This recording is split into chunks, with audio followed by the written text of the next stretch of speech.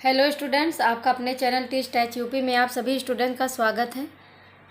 हम देख रहे थे कक्षा 11 गणित में टॉपिक हमारा पहला चैप्टर है समुच्चय, इंग्लिश में सेट्स बोलते हैं। तो आज का टॉपिक है समुच्चय का निरूपण, रिप्रेजेंटेशन ऑफ सेट। ये दो टाइप के होते हैं, एक होता है तालिका, सारणीबद्ध, सूचीविधि या रोस्टर विधि। ये सारी विधियाँ एक ही है। एग्जाम में कभी तालिका विधि लिख के आ सकता है, सारणीबद्ध लिख के आ सकता है, सूची विधि या रोस्टर विधि आए तो आप एक ही समझिएगा, ठीक है, कंफ्यूज मत होइएगा। दूसरी विधि आती है गुण विधि या समुच्चय निर्माण विधि, ठीक है। तो हम सबसे पहले एक एक करके देखेंगे। तो सबसे पहले हम ये वाला देखेंगे, तालिका, सारणीबद्ध, सूची विधि या रोस्टर विधि क्या होता है। तो सबसे पहले हम देखेंगे तालिका, सारणीबद्ध, सूचीबद्ध या रोस्टर विधि। इस विधि में समुच्चय के जो सभी अवयव को जो क्या करते हैं, मझले कोष्ठक के अंदर श्रेणी या सूची बनाकर लिखते हैं। अवयव को अलग अलग दिखाने के लिए उनके बीच कामा का प्रयोग करते हैं। एग्जाम्पल देखेंगे, जैसे यदि किसी समुच्चय ए के अवयव कितना है, 1 2 3 4 5 है, तो इसे किस प्रकार लिखेंगे। तो ये ए आपका समुच्चय है, आप लगाएंगे मझला कोष्ठक और इसके अंदर जितने भी अवयव होंगे आप अंदर लिख देंगे।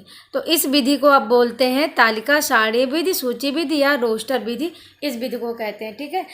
इस तरह जो है आप इधर समुच्चय लिखेंगे, ठीक, और इसके मझला कोष्ठक बना के इसके अंदर जितने भी अवयव होंगे आप यहाँ पे अंदर लिखेंगे, ठीक है। आगे देखते हैं। अब इसको एक एग्जाम्पल द्वारा और समझेंगे। देखिए दूसरा एग्जाम्पल है, ऐसा समुच्चय जिसके अवयव विषम संख्याएं हैं। तो आप सभी जानते हो विषम संख्याएं क्या होती हैं। वे संख्याएं जो 2 से विभाजित नहीं होती हैं वे सब विषम संख्याएं होती हैं। तो आप सभी को पता है कि विषम संख्याएं क्या होती है, 1 3 5 7, ठीक है। तो हम मान लेते हैं कोई समुच्चय आपका ए है जिसके अवयव क्या लिखा है, विषम संख्याएं हैं। तो हम मझला कोष्ठक लगाएंगे, ठीक, और विषम संख्या लिख देंगे, 1 कामा लगा देंगे, 3 फिर कामा, 5 फिर कामा, 7, इस तरह डॉट डॉट लगा के, ठीक। डॉट डॉट क्यों लगाया, क्योंकि आपकी विषम संख्या पूछ रहा है तो बहुत सारी विषम संख्याएं होंगी।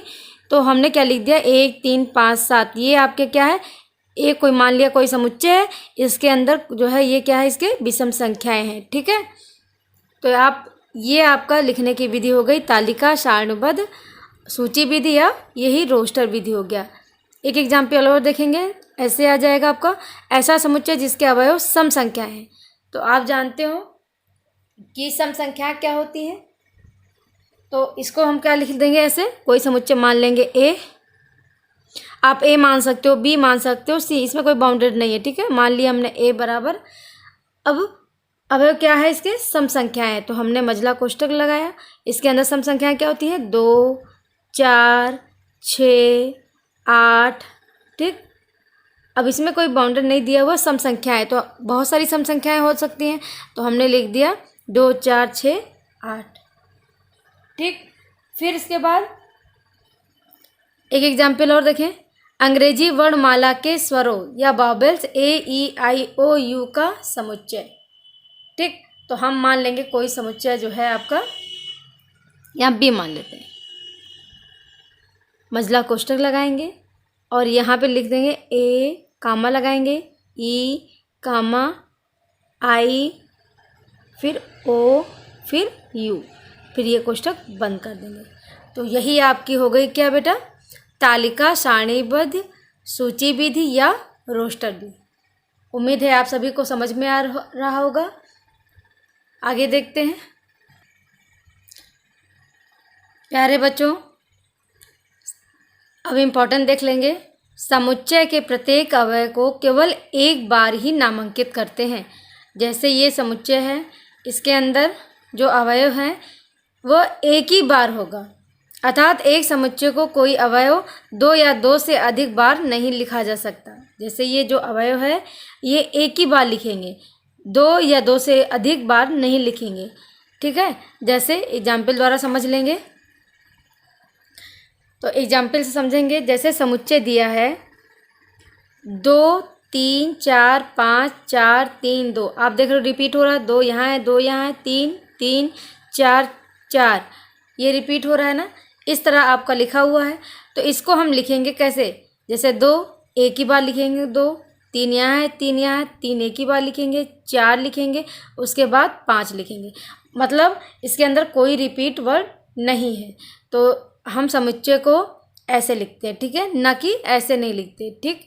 और दोनों ही, ये दोनों समुच्चय एक ही अर्थ रखते हैं। मतलब आप कितने भी बार 2 लिख देंगे, लेकिन वो आप लिया जाएगा आपका एक ही बार। 3 कितने भी बार लिखोगे, लेकिन आपका लिया जाएगा एक ही बार। तो इसलिए इसका ये दोनों एक ही अर्थ रखते हैं, ठीक है। एक एग्जाम्पल और देख लेंगे। जैसे समुच्चय दिया हो 1 1 2 1 2 1, अब आप देख रहे हो बार बार 1 रिपीट हो रहा है, 2 रिपीट हो रहा है। तो इसको हम क्या लिखेंगे, 1 कामा 2। ये कामा लगाना नहीं भूलेंगे, क्योंकि सारणीबद्ध में अवयव के बीच में कामा जरूर लगाते हैं। कामा लगा के इसको अलग करते हैं, ठीक है। तो कामा जो है जरूर लगाएंगे। तो अब आप समझ गए होंगे कि जो है समुच्चय को कैसे लिखा जाता है, ठीक। आगे देखते हैं। अब देखिए बेटा, ये ध्यान दीजिएगा इस बात को। एक समुच्चय अवयव के क्रम का आर्डर, जो एक समुच्चय अवयव के जो क्रम है, क्या कह सकते हो, एक समुच्चय में, ध्यान में लिख लीजिए, एक समुच्चय में अवयव के क्रम आर्डर का कोई महत्व नहीं है। अर्थात इस बात का कोई महत्व नहीं है कि एक समुच्चय के अवयव को किस क्रम में लिखा जाए। एक एग्जाम्पल द्वारा इसको समझेंगे। जैसे समुच्चय के अवयव लिखा है A, B, C, और कहीं लिखा है B, A, C, कहीं लिखा हो C, A, B, और A, C, B। अब आप ध्यान देने योग्य है कि A केवल ये हो रहा है ABC, ठीक है। इसका क्रम जो है केवल बदला हुआ है, बाकी आपका जो है ABC ही है। तो इसका कोई अंतर नहीं पड़ता कि जो है आप चाहे ऐसे लिखिए, चाहे आपका ऐसा लिखना है, चाहे ऐसे लिखना है, ये आप ऐसे भी इसको लिख सकते हैं, ठीक है। इसमें जो है समुच्चय के अवयव में क्रम और आर्डर का कोई महत्व नहीं होता है, ठीक। अब अगली विधि है बेटा गुण विधि अथवा समुच्चय निर्माण विधि। इसको गुण विधि भी कहते हैं या समुच्चय निर्माण विधि भी कहते हैं। तो इस विधि का प्रयोग तब किया जाता है जब समुच्चय में अवयवों की संख्या कम होती है। तो हम क्या करते हैं, ध्यान दीजिएगा, जब समुच्चय में अवयवों की जो संख्या कम होती है तब हमें रोस्टर विधि, सारणीबद्ध, इस विधि का प्रयोग किया जाता है, ठीक।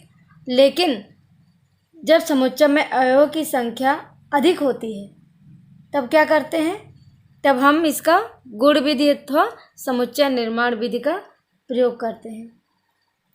इस विधि द्वारा क्या होता है, समुच्चय के गुण विधि द्वारा क्या होता है, लिखने में सुविधा होती है। तो चलो आगे देखते हैं कि ये विधि क्या है। इस विधि में यदि कोई समुच्चय ऐसा हो कि उसके सभी अवयवों में कोई विशेष गुणधर्म हो तो उसे क्या करते हैं, मझले कोष्ठक में उस गुणधर्म का वर्णन करके समुच्चय को प्रकट करते हैं, ठीक। इस विधि में हम कोष्ठक में एक चर राशि x लिखते हैं जो समुच्चय के प्रत्येक अवयव को दर्शाती है। इसके बाद px द्वारा x के गुण को लिखते हैं। जैसे देखिए a कोई समुच्चय है, ये मझला कोष्ठक लगाए, ये आपका अंदर x लिखते हैं, और ये जो ये पॉइंट ये बना हुआ है इसको बोलते हैं बेटा कोलन, ठीक, या इसको बोलते हैं सच दैट। ध्यान दीजिएगा, इसको बोलते हैं कोलन भी कहते हैं, या इंग्लिश में बोलते हैं इसको सच दैट। इस बिंदी को ये लगाएंगे, इसके बाद px ये लिखेंगे। इसका अर्थ क्या होता है, देखिए इसका अर्थ क्या होता है, इसका अर्थ ये है कि a उन सभी अवयव x का समुच्चय है जो गुण p की पूर्ति करते हैं। अब एक एग्जाम्पल के द्वारा इसको हम समझेंगे। देखिए उदाहरण 1 दिया हुआ है। यदि समुच्चय A के अवयव, यदि समुच्चय A के अवयव 10 से छोटी प्राकृत संख्याओं का वर्ग है। ठीक, तो इसको हम जो है गुण विधि या समुच्चय निर्माण विधि द्वारा कैसे लिखेंगे? तो सबसे पहले लिखेंगे समुच्चय ए बराबर, ठीक, मझला कोष्ठक बनाएंगे, एक्स लिखेंगे, फिर ये लगाएंगे सच दैट, ठीक, ये जो बिंदी है इसको सच दैट बोलते हैं, फिर लिखेंगे एक्स। ठीक, इसके बाद क्या है? 10 से छोटी प्राकृत संख्याओं का वर्ग है, तो हम यहाँ पे लिख देंगे 10 से छोटी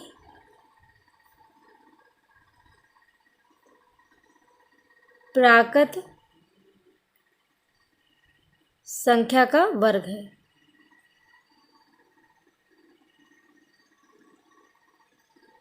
बस कोष्ठक बंद कर देंगे, बस इतना ही लिखेंगे। ठीक, 10 से छोटी प्राकृत संख्याओं का वर्ग है। ठीक, इसी को एक एग्जाम्पल द्वारा और समझेंगे। यदि समुच्चय ए के अवयव एशिया के देशों की राजधानियां हैं, तब कैसे लिखेंगे? तो हम क्या लिखेंगे? ए लिखेंगे। ठीक, समुच्चय ए बराबर, फिर मझला कोष्ठक लगाएंगे, फिर जैसे इसमें लिखा था एक्स लगाएंगे, सच दैट एक्स लिखेंगे। उसके बाद एशिया के देशों की राजधानियां हैं, तो हम यहाँ पे लिख देंगे एशिया के देशों, एशिया के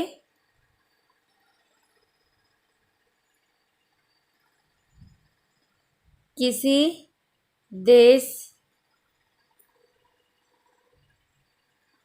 की राजधानी है,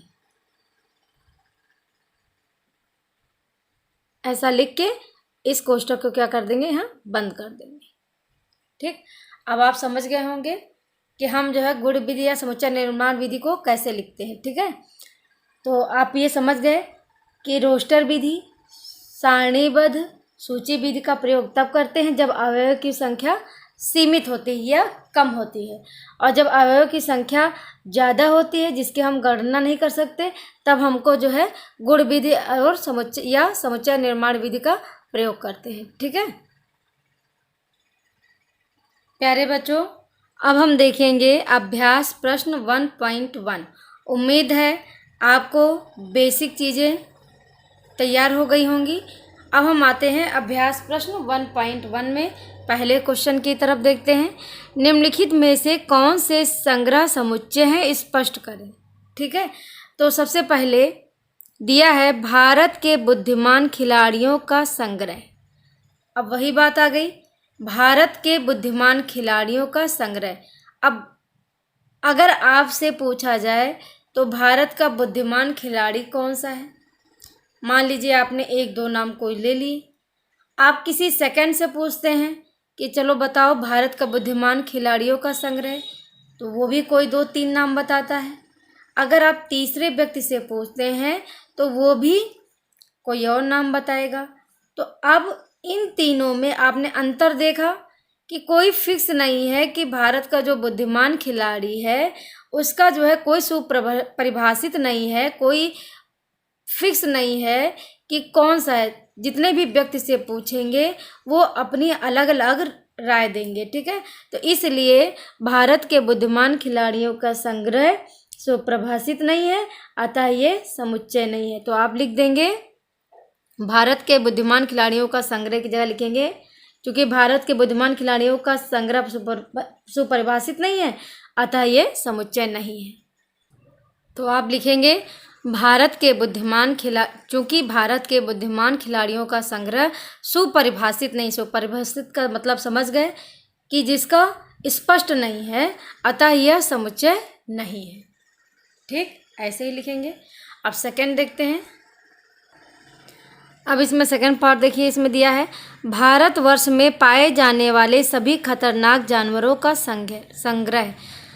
अब देखिए फिर वही बात आ गई, भारतवर्ष में खतरनाक जानवर भिन्न भिन्न होंगे।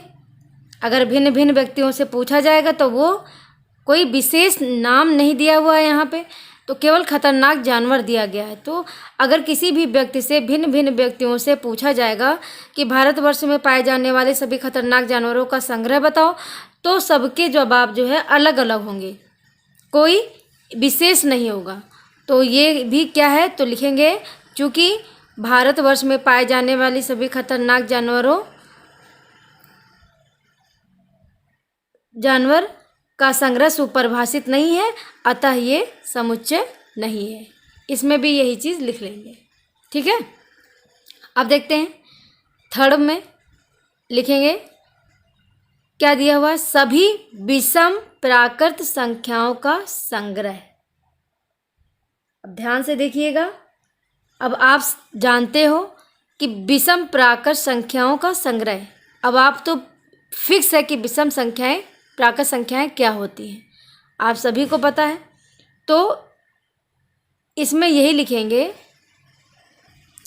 तो इसको इस तरह लिखेंगे, सभी, चूँकि सभी विषम प्राकृत संख्याओं का संग्रह सुपरिभाषित है, अतः यह समुच्चय है। ठीक है, सुपरिभाषित मतलब स्पष्ट है, अतः यह एक समुच्चय है। ठीक है, अगर किसी भी व्यक्ति से पूछेंगे कि विषम प्राकृत संख्या बताओ, तो सबका उत्तर एक ही होगा, मतलब बिल्कुल स्पष्ट होगा, एक ही आंसर होगा। तो यह आपका क्या हो जाएगा, समुच्चय है। ठीक है, अब अगला देखिए, फोर्थ पार्ट दिया है, कक्षा के सभी सुंदर विद्यार्थियों का संग्रह। अब देखिए, इसमें देखिए कक्षा के सभी सुंदर विद्यार्थियों का संग्रह। तो आप अपनी कक्षा में जितने भी स्टूडेंट्स हैं, अगर उनसे पूछेंगे तो सबका जवाब अलग अलग होगा।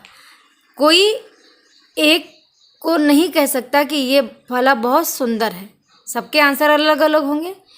ठीक है, कोई विशेष गुण नहीं है, तो इसलिए इसमें यही लिखेंगे, चूँकि कक्षा के सभी सुंदर विद्यार्थियों का संग्रह सुपरिभाषित नहीं है, अतः यह समुच्चय नहीं है। ठीक, फिर अगला 5, भारतवर्ष के अच्छे गणितज्ञों का संग्रह। अब देखिए बेटा, भारतवर्ष के अच्छे गणितज्ञों का संग्रह। अब इन्होंने पूछा अच्छे गणितज्ञों का संग्रह, किसी का नाम विशेष नहीं पूछा है। तो अगर किसी से पूछा जाए कि भारतवर्ष के सबसे अच्छे गणितज्ञ कौन है, तो कोई आर्यभट्ट बोलेगा, कोई सबके आंसर अलग अलग होंगे, इसलिए ये भी सुपरिभाषित नहीं है। तो आंसर ऐसे लिखेंगे, भारतवर्ष, चूँकि भारतवर्ष के अच्छे गणितज्ञों का संग्रह सुपरिभाषित नहीं है, अतः यह समुच्चय नहीं है। ठीक, अब नेक्स्ट देखते हैं, दिया है भारतवर्ष के अमीर व्यक्तियों का संग्रह। सेम उसी तरह कि भारतवर्ष के कोई विशेष व्यक्ति का नाम नहीं पूछा है, तो इसमें केवल अमीर व्यक्ति का संग्रह पूछ रहा है। तो भिन्न भिन्न व्यक्तियों से पूछने पर इसका आंसर भिन्न भिन्न होगा, इसलिए यह समुच्चय सुपरिभाषित नहीं है, इसलिए यह समुच्चय भी नहीं है। तो आप ऐसे लिखेंगे, चूँकि भारतवर्ष के अमीर व्यक्तियों का संग्रह सुपरिभाषित नहीं है, अतः यह समुच्चय नहीं है। ठीक, अब दिया है किसी लेखक द्वारा लिखित पुस्तकों का संग्रह। अब इधर देखिए, किसी लेखक द्वारा लिखित पुस्तकों का संग्रह। अगर कोई, इसमें बोला किसी लेखक का, अगर कोई लेखक लेते हैं, अगर उसको पुस्तक, अगर मान लीजिए कोई तुलसीदास का लिया मैंने, तो तुलसीदास के जितना भी उन्होंने लिखा है, तो किसी भी व्यक्ति से पूछेंगे तो वो नाम सेम ही बताएगा। कोई अगर लेखक होगा तो उसकी जो रचनाएं होंगी, अगर किसी से पूछा जाएगा कि आपसे पूछा जाए कि फला जो है इसकी रचना कौन कौन से, तो आप भी वही आंसर देंगे, और किसी दूसरे व्यक्ति से भी पूछेंगे तो वही आंसर मिलेगा। तो इसमें क्या लिखेंगे, चूँकि किसी लेखक द्वारा लिखित पुस्तकों का संग्रह सुपरिभाषित है, अतः यह समुच्चय है। ठीक, अब नेक्स्ट क्वेश्चन देखते हैं, दिया है निम्नलिखित समुच्चयों को सारणीबद्ध विधि द्वारा प्रदर्शित कीजिए। ध्यान से देखिएगा, निम्नलिखित समुच्चयों को सारणीबद्ध द्वारा समुच्चय के, ये सारणीबद्ध कौन सी है, आपकी रोस्टर विधि है, सूची विधि है। ठीक है, तो चलिए देखते हैं। इसमें पहला पार्ट दिया है, A1 = x such that x अंग्रेजी वर्णमाला में ई से पूर्व आने वाले अक्षर हैं। ये आपके किस रूप में लिखा है, ये आपका गुण विधि द्वारा ये लिखा गया है। तो इसको हम क्या करेंगे, गुण विधि या समुच्चय निर्माण विधि द्वारा ये लिखा गया है। इसको हमें किस में परिवर्तन करना है, सारणीबद्ध विधि में या रोस्टर विधि में लिखना है। तो हमको सबसे पहला दिया हुआ है कि एक्स सच दैट एक्स अंग्रेजी वर्णमाला में ई से पूर्व आने वाले अक्षर हैं। तो आप जानते हो अंग्रेजी वर्णमाला में ई से पूर्व कौन सा आता है, ए आता है, बी आता है और सी आता है और डी आता है, उसके बाद ई आता है।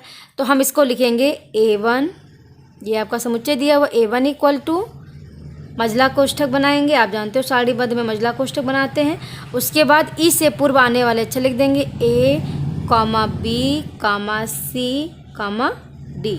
बस यही आपका आंसर हो जाएगा। ठीक, अब सेकंड देखिए, दिया है A2 इक्वल टू सेट्स मझला कोष्ठक सेट्स शब्द के सभी अक्षरों का समुच्चय है। तो इसमें क्या लिखेंगे,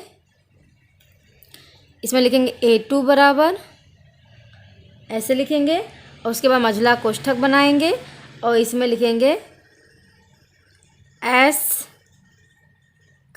E, T। बस यही आंसर हो गया, है ना आसान। फिर थर्ड देखिए, इसका थर्ड पार्ट देख लीजिए, यहाँ पे ऐसे सेकंड बना लीजिए। ठीक, थर्ड पार्ट है A3 equal to X such that X एक प्राकृत संख्या है जो 6 से कम है। आप प्राकृत संख्या जानते हो क्या होती है, जो 1 से शुरू होती है, 1 2 3 4 5 6 7 8, ये सब क्या है आपकी प्राकृत संख्या है। ठीक, लिखा है जो 6 से कम है। 6 से कम होने कौन सी प्राकृत संख्या होगी, 1 होगी, 2 होगी, 3 होगी, 4 होगी, 5 होगी। तो क्या लिखेंगे इसमें A3 इक्वल टू मझला कोष्ठक बनाएंगे 1, 2, 3, 4, 5। बस यही आंसर आपका हो गया। ठीक, अब देखिए इसका 4 पार्ट दिया है, एक्स सच दैट एक्स एक 2 अंकों वाली प्राकृत संख्या है जिसके अंकों का योग 8 है। तो इसमें हम क्या लिखेंगे, फोर्थ पार्ट में लिखेंगे सीधे A4 इक्वल टू मझला कोष्ठक बनाएंगे। क्या कह रहा है, 2 अंकों वाली प्राकृत संख्या जिसके अंकों का योग 8 है। तो हम क्या लिख देंगे 17। अब इसको जोड़ेंगे तो 7 1 8 हो गया। फिर 26, इसको जोड़ेंगे 7 1 8, 6 2 8 हो गया। 35, ये भी 5 3 8 हो गया। फिर ये 44, ये भी 4 4 8 हो गया। फिर 53, ये भी 8 हो गया, 5 3 8। फिर कामा लगा के लिखेंगे 62। फिर इसमें फिर कामा लगाया तो यहाँ पे लिखेंगे 71, 7 1 8। उसके बाद फिर कामा, फिर हो गया 80। ठीक, इधर देखिए 80 हो गया, फिर यहाँ लगा देंगे मझला कोष्ठक।